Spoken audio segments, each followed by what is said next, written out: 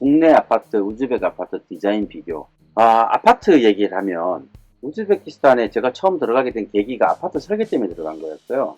2008년도에 1500세대 정도 되는 아파트를 설계를 하기 위해서 갔는데 제 역할 자체는 우즈벡 국영 설계사무소를 컨트롤하는 거였어요. 컨트롤. 제가 직접 설계를 하는 건 아니었고, 왜냐하면 거기에 라이센스가 그 당시에는 없었으니까. 근데 이제 지침을 저희가 이렇게 써서 주잖아요. 예를 들어서 거실하고 부엌은 이만한 사이즈로 하고 안방은 얼마만큼 사이즈로 하고 이렇게 해서 지침을 쫙 만들어서 줬어요. 근데 그렇게 안 해요, 얘네들이. 방은 제가 준 사이즈보다 2배로 크게 그리고 거실도 제가 준 사이즈보다 2개로 크게 그리고, 그래서 방이 5개 들어갈 수 있는 아파트를 방 2개나 3개밖에 안 넣어서 그려오고 막 그러는 거예요. 그래서 많이 싸웠죠, 초기에. 지침대로 해라, 요구한사항이 이건데. 그랬더니 그쪽에서 하는 얘기가 그렇게 방이 작으면 사람이 못 산다는 거예요. 그리고 화장실을 방 3개짜리 아파트에 화장실을 3개를 넣어놨길래 이거 뭐 하는 거냐, 아파트 방이 3개인데 화장실이 3개면 이거 뭐 다 전용이냐 그랬더니 그게 고급주택이라고. 아마 그 당시만 해도 공산주의 때 정부에서 다 지어주니까 내 돈으로 하는 게 아니잖아요. 그 옛날에 그래요. 정부에서 돈 들여가지고 지어주면 이제 누군가한테는 배당이 될 테니까 그 집이, 그게 나한테 떨어지면 좋은 거잖아요. 그러니까 좋게 짓는 거예요. 좋게, 넓게, 좋게. 그게 제가 갔던 2008년도까지만 해도 있었어요. 거의 아마 까리무프 대통령이 살아있을 때까지는 계속 그런 문화가 있었는데, 최근에 지어진 아파트들은 제가 오히려 방이 너무 작게 느껴지는 거 있죠. 예를 들면 특히 터키 애들이 와서 설계한 도면들 보면 방이 너무 작아요. 그러니까 물론 한국에서 제가 살던 걸 비교해보면 비슷해요. 한국에서 살던 그런 공간에 대한 느낌하고 비슷한데, 저도 우즈벡에서 7년 살다가 그런 집이 딱 들어가니까 답답한 거예요. 이렇게 무슨 이렇게 작은 아파트에 방을 몇 개를 넣어놓은 거냐 도대체. 그 느낌이 아마 그 당시에 우즈벡 사람들이 느꼈던 그런 거 아닐까. 그래서 저도 다른 지역에다가 하려고 하는 거 있잖아요. 전용 면적이 20평인데 그걸 원룸으로 하잖아요. 저는 거기에 그냥 널널하게, 어차피 좀 싸니까 그냥 널널하게 가자, 그런 개념으로. 아파트 한국하고 우즈베키스탄하고 차이가 많죠. 근데 이제 우즈베키스탄도 점차 인터내셔널한 스타일로 변해갈 거예요. 아마 모스크바가 그랬거든요. 모스크바도 옛날에는 지금 우즈베키스탄에 있는 아파트들 같은 모습이었는데, 최근에 모스크바에 지어진 아파트들은 우리나라에 지어진 아파트처럼 거실과 주방을 터가지고 크게 만들어주고 뭐 그런 것들은 바뀌고 있더라고요. 우즈베키스탄도 지금 그렇게 바뀌어가고 있는 과정인 것 같습니다. 호주에는 방 3개면 화장실 보통 3개.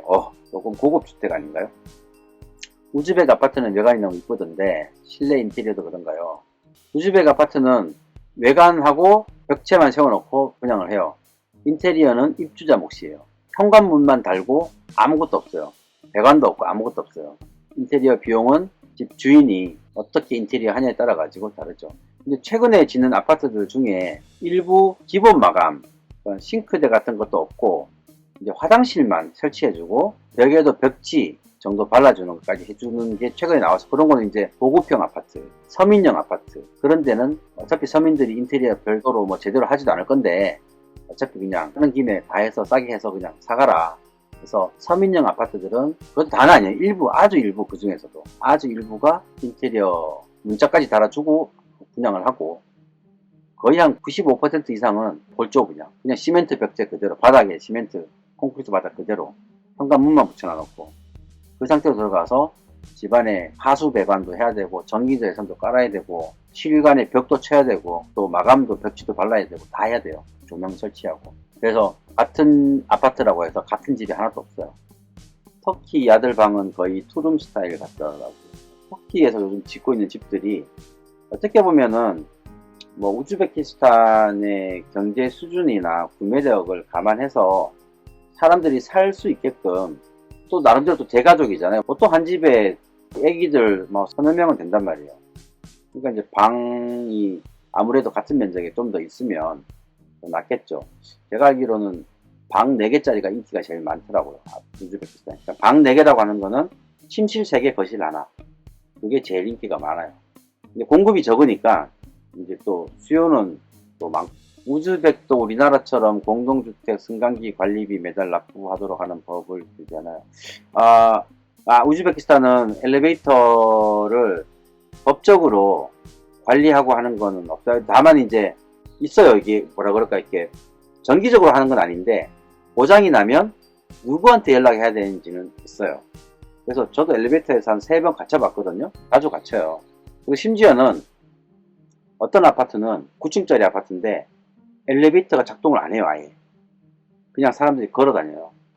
엘리베이터를 수리할 생각을 하지 않아요. 왜냐하면 엘리베이터 한 대 옛날에 그 사마르칸트 이런 우즈베키스탄에서 만들었던 것들은 한 10,000불이면 교체가 가능한데 최근에 아마 타시켄트에서도 엘리베이터를 다시 만드는 것 같아요. 우즈베키스탄 국산으로. 근데 이제 우리가 뭐 현대나 호네나 이런 거 쓰면 뭐 한 4천만 원, 5천만 원 막 간단 말이에요. 엘리베이터 한 대 설치하려고 그러면. 그 사람들이 그 돈을 모아서 내야 되는데 아예 그냥 포기를 하고 걸어다니고 하는 사람들도 있었어요. 그런 거 보면 우즈베키스탄의 엘리베이터를 철저하게 관리하고 그런 것 같지는 않아요. 그리고 이 엘리베이터들이 좀 위험해요. 센서 없는 것들도 많아요. 우리 그 딱 닫히면서 다음 닫거나 아니면 레이저로 딱 사람이 지나가면 열려야 되는데 그냥 닫아요. 그냥. 그래서 막 엘리베이터 문하고 나고 막 싸우고 막 그런 일도 막 생기고 그런 데가 대부분이에요. 지금은.